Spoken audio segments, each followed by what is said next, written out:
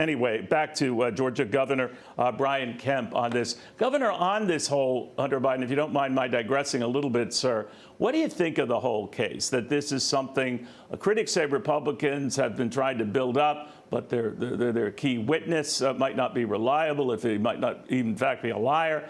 It to some looks like it's falling apart. Do you see it that way? Yeah, it'd be hard for me to say, Neil. You know, we've had a lot of really horrible things we've been dealing with down here in the state of Georgia. We've lost 2 state patrolmen in the line of duty in just a couple of weeks. Obviously, our 3 military heroes who we lost in the drone attacks over in Jordan, and then obviously this terrible incident with Laken. So I hadn't been indulged to be in the weeds too much on the Hunter Biden situation. No, I can well understand, sir. But let me ask you a little bit about, you know, something that you do care a great deal about, and the death of this 22-year-old girl at the hands of an illegal immigrant, allegedly. If he was the one behind it, there were plenty of opportunities for border officials to arrest him and send him back to Venezuela. They never did so. There were a lot of cracks in the system. He was able to buck the system and allegedly pull this off.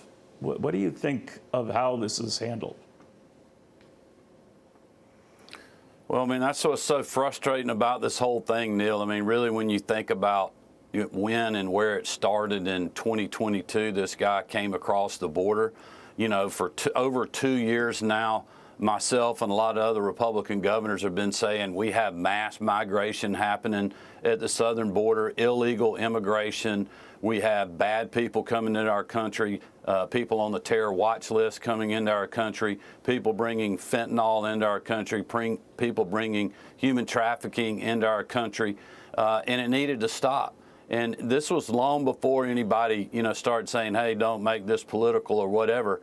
I mean, it's just a no-brainer to secure our southern border. We've seen Governor Abbott do things that works. We've seen the previous administration in the White House do things that works. And this president and his, you know, border czar have literally just ignored this. So that is the first problem, allow these people coming across a porous southern border. And then you have a situation where this person's arrested in New York and is released, and then they're arrested again in Georgia and released, and nobody's checking them. You have someone that's illegal, that's breaking our laws. I mean, they should have been deported. And now we have, you know, unfortunately, in a horrific crime, a dead 22-year-old. Do you think this bipartisan border deal that just didn't work out, Republicans blame Democrats, Democrats blame Republicans, be that as it may, Governor, could it have stopped something like this? It doesn't look like it could have, but what do you think? Well, Neil, look, to me, the buck stops with the White House and with President Biden. And I said this at the World Economic Forum over a year ago, at last year's World Economic Forum. I told Senator Manchin, Sinema, and Coombs, who, when Sinema was saying we're working on a bipartisan border deal, and I said, look, that's great. Washington, D.C. has been working on that for a decade or for 20 years now, and while you're doing that, just secure the dang border. We know how to do that. Republican governors have sent a letter, you know, suggesting ideas. We have said that we will work with this president and any future presidents to secure our borders. There's things that Joe Biden can do right now. There's things he could have done, you know, when the vice president said the border was secure, the Homeland Security Secretary said the border was secure, his press secretary said the border was secure, and over a year ago and over 2 years ago, there's things that they could have done. They have ignored this problem, and the American people see through that.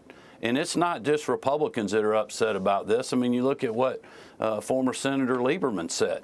I mean, the guy was a big-time Democrat at one time, turned independent. He knows this is a problem in our country, and Middle America knows that as well, and they want, and we should demand action. I mean, we've got to keep the pressure up on the president, and I hope when he goes to the border tomorrow that he'll actually talk to somebody that will tell him what's really happening and what has been happening down there. Do you get a sense when the president had an opportunity today, Governor, to talk about crime? That was an unscheduled event. He made a point of saying the progress we've made on crime, but he did not mention at all the Laken Riley tragic death. In fact, he didn't mention any of the cases that have come up in your state or anything having to do with anyone illegally here. Yeah, I mean, I read stories today about other instances where you had people here illegally that had committed murders and violent crimes in places like Louisiana, Maryland, and in Colorado. And we know, obviously, what happened in Georgia. And we know the amount of fentanyl that's in our country. I mean, we know the amount of people that we're losing our children to one dose of fentanyl that's coming across the southern border. We know that the cartel is being emboldened by this and enriched as well, and to not link, the crime that we have in our country with what's happening with the southern porous border that we have is just insane to me. I guess he just simply does not get it. While I have you, Governor, if you'll excuse me, I mean, the Fani Willis trial and her relationship with another prosecutor, how long that was known, and whether this entire case against Donald Trump, at least in Georgia, should be dismissed or start over, or she should be dismissed. Jeff Duncan, your former lieutenant governor, dismissed a lot of these accusations against Fani Willis as a sideshow. Do you? Well, I think it's more like a soap opera than a sideshow to me. I got to be careful, Neil, about what I'm saying. I was subpoenaed by the special grand jury that she did. But listen, I said a long time ago that this was political, and it's gotten more political now. And I think she's understanding now the politics on the other side of this because of, quite honestly, what appears to be our own actions. But I think we need to let the judge work through this. I think Judge McAfee will work through it in a fair and good way, and we'll see what he says, and then we can take it from there. All right, but not a sideshow to you. I think his view was, Governor, and I understand how careful you have to be in answering this, that whatever you make of her relationship or anything, it shouldn't get in the way of getting to the bottom of what Donald Trump might have done to influence the final vote in your state. Well, I would just say this, Neil. When you're a prosecutor and you're picking high-profile cases, regardless if it's this one or any others, I mean, there's going to be a lot of people watching, and when you don't have your I's dotted and your T's crossed, and things like this happen, I mean, people are going to take advantage of that. She made this political, and now the other side's making it political, and it's up to Judge McAfee to be the referee, and it's going to be interesting to see what he does. Yeah, very interesting. Governor, thank you very much with all this breaking news. Always appreciate it, sir.